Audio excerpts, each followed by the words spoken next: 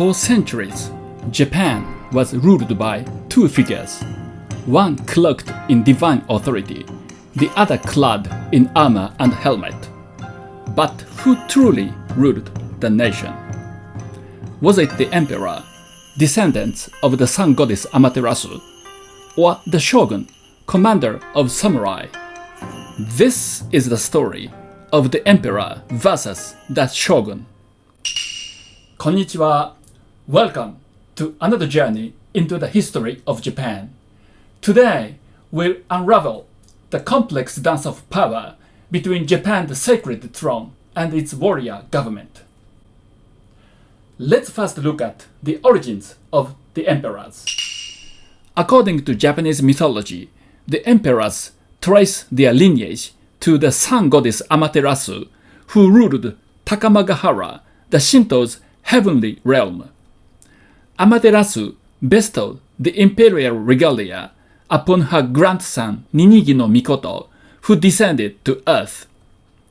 Ninigi's great-grandson, Emperor Kenmu, founded the dynasty in 660 BCE, becoming Japan's first emperor. It's a fascinating story, but the actual origin of Japan's imperial dynasty is thought to have been the Yamato kingship, established around the late 3rd century CE. Still, it is definitely the oldest surviving dynasty in the world, with Emperor Naruhito today being the 126th monarch. In early periods, namely Yamato, Nara, and Heian, the imperial court held centralized power, often modeled after Chinese dynasties, and was the country's sole government. Next, let's look at the origins of shoguns. First, the etymology. The term shogun is an abbreviation of the Seiitai shogun, which literally means barbarian subduing generalissimo. The term originally referred to the general who commanded the army sent to fight the indigenous Emishi tribe of northern Japan from the 8th to 9th centuries. The title had no political significance and was no longer used following the conclusion of war with the Emishi. But one samurai revived the long-forgotten title, Minamoto no Yoritomo. In 1192, Minamoto no Yoritomo was granted the title of shogun by the emperor. Or more precisely, Yoritomo pressured the emperor into granting him the title, backed by his strong military power.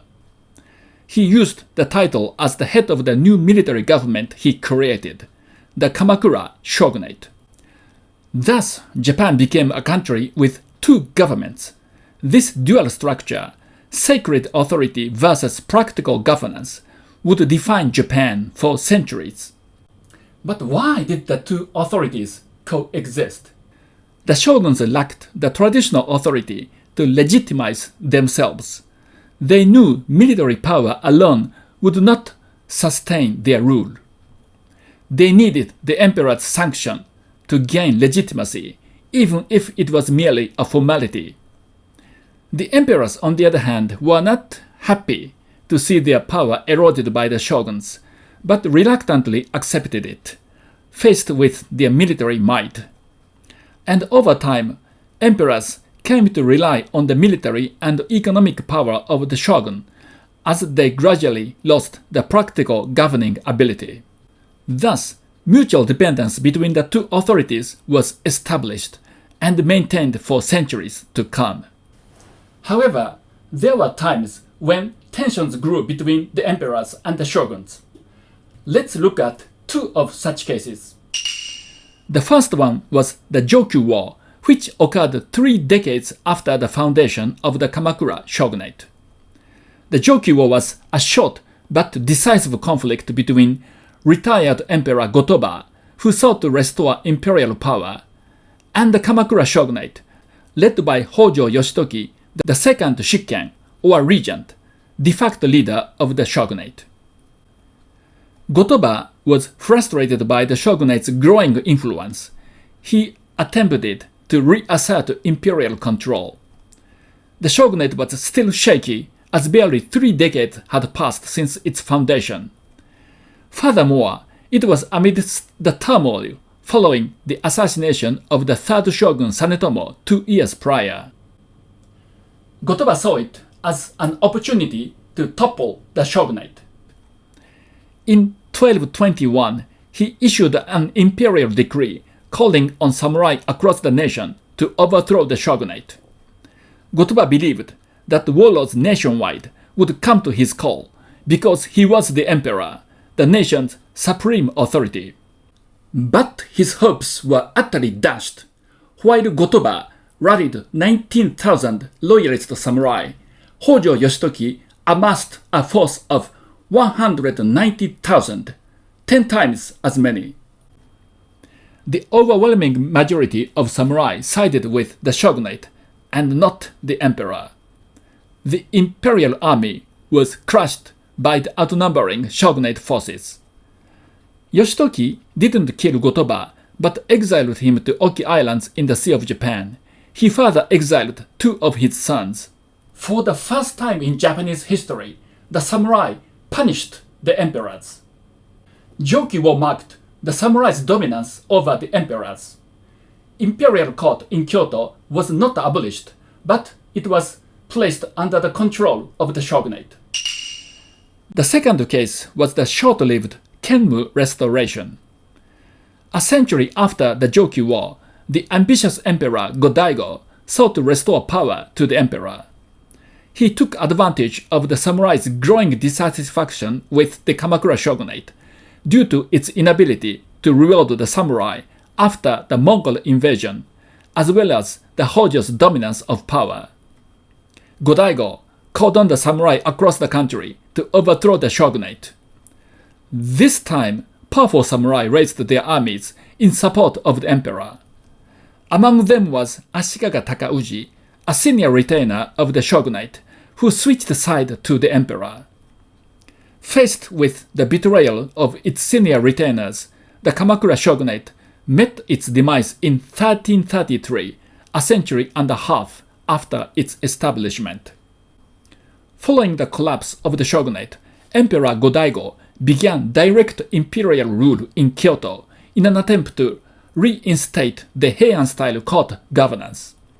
This period is known as the Kenmu Restoration. Soon after, however, the samurai grew frustrated with Go-Daigo's restoration government.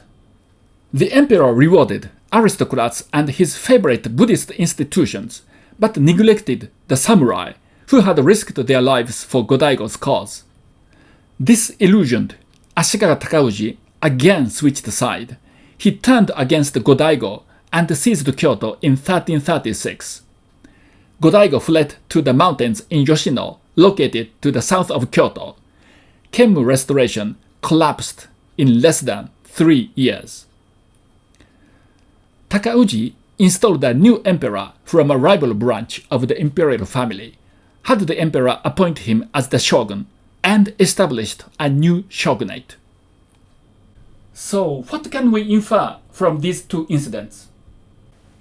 First, the government of Japan could no longer function without the support of the samurai class and their leader, shogun.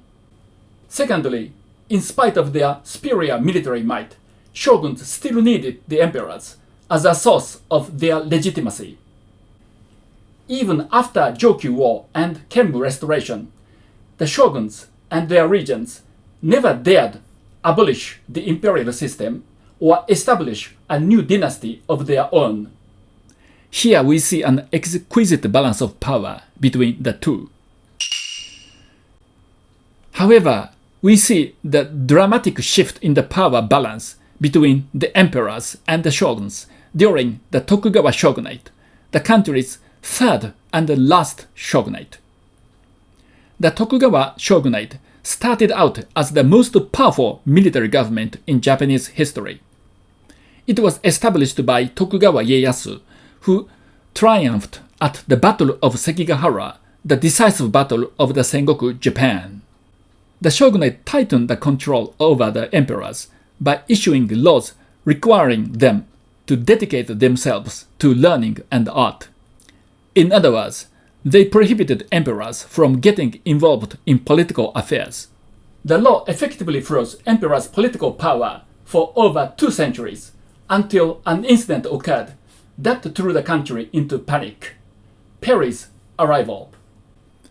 In 1853, the US naval fleet under Commodore Matthew Perry arrived at the mouth of Edo Bay with 4 heavily armed steam-powered warships, which dwarfed anything in Japan's coastal defense. Perry demanded opening of Japanese ports. The shogunate was helpless in the face of US gunboat diplomacy and succumbed to their demands, abandoning the long-held national isolation policy. This infuriated the reigning emperor Komei, who was known for his xenophobia. He adamantly opposed to the foreign presence in the country.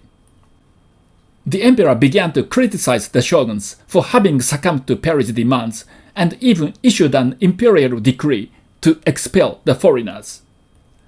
For the first time in 2 centuries, the emperor openly interfered in politics.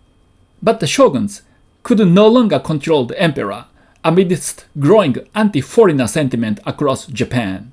The balance of power between the emperor and the shogun reversed completely. The anti-shogunate movement was gaining momentum among the samurai across the country under the slogan "Son no Joi," literally "Revered Emperor, expel the barbarians." Faced with mounting pressure, the 15th shogun Tokugawa Yoshinobu decided to give up the continuation of the shogunate and returning the governing power to the emperor in 1867. This marked the definitive end of the 7 centuries of shogunate rule. Japan entered a period known as the Meiji Restoration, during which it transformed itself into a modern constitutional monarchy. So, who really ruled Japan? The answer lies not in choosing sides, but in understanding balance. The shogun held the sword. The emperor held the sword. Together, they shaped a nation where power was never just about force, but about legitimacy, tradition, and the art of ruling without ruling. Thank you for watching. If you liked this journey into Japan's dual power structure, don't forget to like, subscribe, and share. ありがとうございました。さよなら。